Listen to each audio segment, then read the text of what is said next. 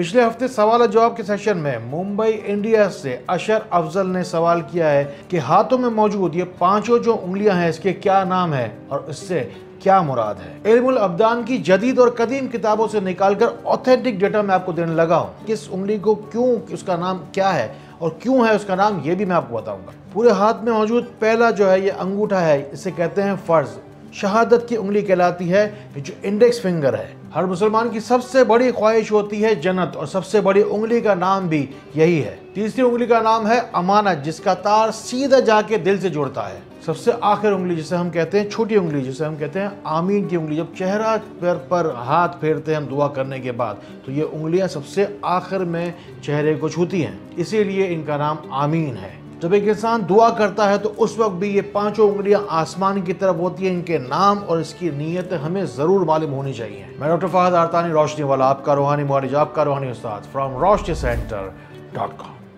हमारे हाथ चाहे जितने भी मजबूत हो जाएं, अंगूठा जो है उसके बगैर हम किसी चीज़ को होल्ड भी नहीं कर सकते, ग्रिप भी नहीं कर सकते। इसीलिए जैसे फ़र्ज को लाजिम कहा जाता है, इसीलिए अंगूठे के बगैर हम किसी चीज़ को इस्तेमाल ही नहीं कर सकते, इसीलिए इसे फ़र्ज कहा गया। फिर आती है शहादत की उंगली, जिसके ज़रिए से हम शहादत देते हैं आसमान की तरफ उंगली करके।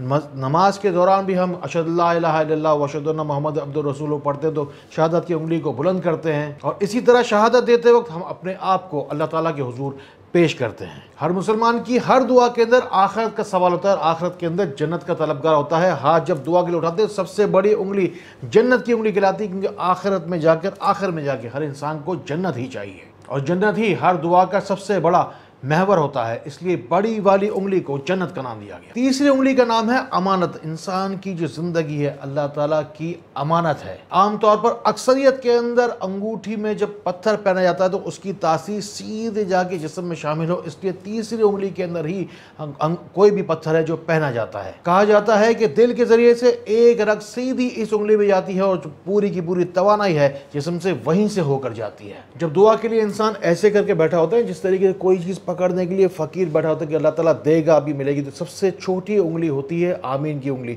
उसके बाद चेहरे पर हाथ फेरा जाता है और सबसे आखिर में जो उंगलियां फेरने के बाद जब सबसे आखिरी उंगली चेहरे को फेरी जाती है वो होती है सबसे आखिरी उंगली, इसीलिए इस उंगली का नाम भी आमीन रखा गया है। इल्मुल अब्दान कहते हैं बदन के मुताल्लिक जो कोई भी इल्म है उसे कहते हैं इल्मुल अब्दान। पुरानी किताबों में साफ साफ लिखा गया कि हर शख्स को इन उंगलियों के नाम ज़रूर लाजिम मालूम होने चाहिए, इसलिए कि क़यामत वाले दिन जो कुछ भी हमने अमाल किए हैं इन हाथों से, इस बारे में हाथों से सवाल किया जाएगा। दरअसल क़यामत वाले दिन हमारे आज़ा खुद गवाही देंगे कि किस बॉडी पार्ट से हमने कौन सा गुनाह किया, इन हाथों से हमने क्या कारगुजारी की, इस बारे में हाथ खुद गवाही देंगे। इन्हीं हाथों से इंसान मेहनत करके रोटी कमाता है और इन्हीं हाथों से इंसान रिश्वत की नोटें भी पकड़ सकता था। इन्हीं हाथों से लोग दूसरों को कत्ल भी करते हैं और इन्हीं हाथों से लोग दूसरों के जख्मों पर मरहम भी रखते हैं। आप अपने ही हाथों की मिसाल ले लीजिए कि आप कोई घटिया फजूल कोई गुनाहगारी के किसी काम के अंदर भी अपने हाथों को लगा सकते हैं। जिससे आपने मोबाइल फ़ोन पकड़ा हुआ है, आप अच्छी चीज़ सुन रहे हैं,